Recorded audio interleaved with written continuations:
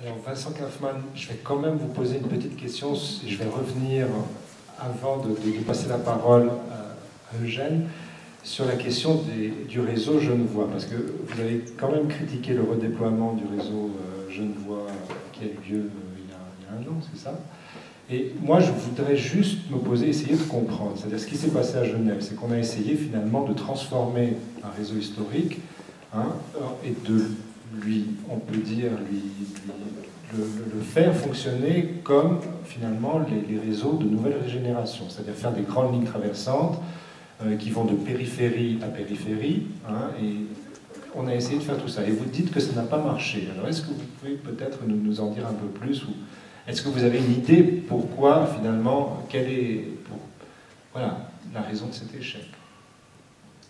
Oui, là, on peut en parler longtemps. Puis, ce serait bien que celui qui a fait le boulot puisse prendre la parole.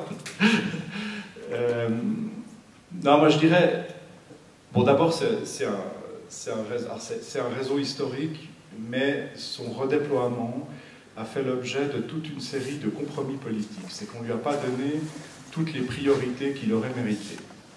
C'est-à-dire, à Genève, il y a quand même il y a des débats extrêmement vifs autour de la question de la place de l'automobile en ville qui n'ont jamais été véritablement tranchés.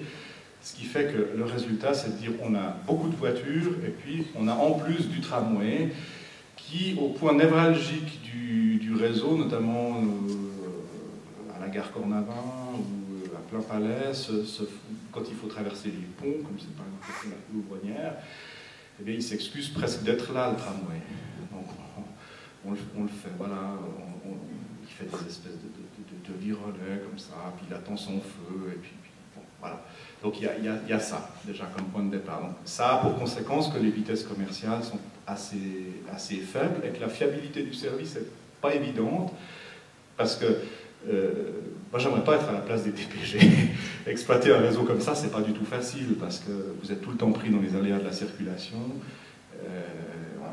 Donc, quand vous avez des fréquences élevées à 3-4 minutes, vous avez très vite des tramways qui s'agglutinent les uns derrière les autres. Bon. Donc, ça, je dirais, c'est un peu le point de départ. Ensuite, alors ça, c'est peut-être un point aussi qu'on pourrait discuter avec Christophe Gemelin. Dans le redéploiement du réseau de tramway, il y a un certain nombre de décisions techniques qui ont été prises et qui étaient incompatibles. Et on pourrait parler peut-être de tyrannie des petites décisions, parce qu'on n'en a pas du tout pris la portée quand on a pris ces décisions. Donc, le réseau historique genevois, c'est un réseau où vous avez des terminus en boucle, avec des tramways monodirectionnels, donc qui ont des portes que d'un côté, je m'excuse, c'est un peu technique, qui ont des portes que d'un côté, un poste de conduite que d'un côté, et puis quand il arrive au terminus, il prend la boucle, puis il repart dans l'autre sens. Ça, c'est comme ça c'est comme ça qu'a exploité la ligne 12, la ligne historique, et c'est comme ça que le canton de Genève a décidé de redéployer le tramway avec la ligne qui va sur Nation, la place des Nations, et la ligne qui va sur Lancy. Et puis, ensuite, ils ont changé leur fusil d'épaule. Ils ont dit, ouais, mais finalement, c'est contraignant, ces boucles, ça coûte cher, il faut faire des expropriations, et puis au niveau de l'espace public, c'est pas évident toujours de faire des quais latéraux, on aimerait aussi pouvoir avoir des quais centraux. Donc pour les lignes suivantes, ils ont commencé à acheter d'abord du matériel qui est bidirectionnel, avec des portes des deux côtés, des postes de conduite des deux côtés, et ils ont aménagé des lignes, comme par exemple la ligne qui va sur Mérin, avec à certains arrêts des quais latéraux, vous sortez sur le trottoir de chaque côté de la rue, et dans d'autres cas, des quais centraux, où vous êtes au centre, et donc les portes s'ouvrent du même côté avec un quai central, un petit peu à la manière de certains métros. Sauf que ça introduit des contraintes dans le système d'exploitation.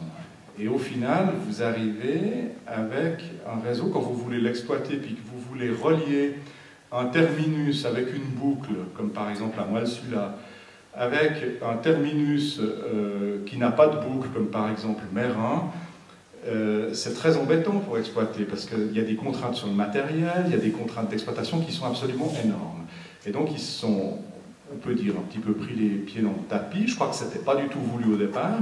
Puis la conséquence, ça a été qu'en 2010, compte tenu du matériel dont ils disposaient, qu'ils avaient commandé, compte tenu des contraintes d'exploitation des lignes, ben, il n'y avait pas tellement d'autre choix que de simplifier le réseau et de ne garder que 3 lignes. Mais ça s'est fait un petit peu par défaut. Et je pense qu'il y a plein d'enseignements qu'on peut tirer de cette affaire, hein, sur la tyrannie des petites décisions, sur la vision à long terme, sur la vraie priorité qu'il faut donner au transport public pour pouvoir avoir une offre efficace. Finalement, à Genève, maintenant, il y a un petit peu de solutions. C'est soit on arrive à remettre des liaisons directes entre la gare et certains quartiers de la rive gauche, et puis l'offre, voilà, finalement, redevient à peu près correcte pour l'usager. Soit on maintient le réseau comme il est, avec peu de lignes, mais alors à ce moment, il faut sacrément travailler la vitesse commerciale pour que les usagers acceptent de changer. On accepte de changer sur un réseau, il n'y a pas de problème, mais pas pour des véhicules qui roulent à 14 km/h. Voilà, j'ai été un peu long, je m'excuse. Moi, je pense qu'on va revenir sur ces questions, parce que c'est des questions qui nous préoccupent, et essayer de voir un peu de quoi relèvent en fait finalement ces deux régimes différents, c'est-à-dire le régime historique et le régime actuel ou contemporain, et celui qu'on est en train de développer aussi à Lausanne. Alors, avant de revenir donc à ces questions et de vous passer aussi la parole, éventuellement pour poser des questions, j'aimerais bien donner la parole à Eugène, donc écrivain et chroniqueur, qui va peut-être nous parler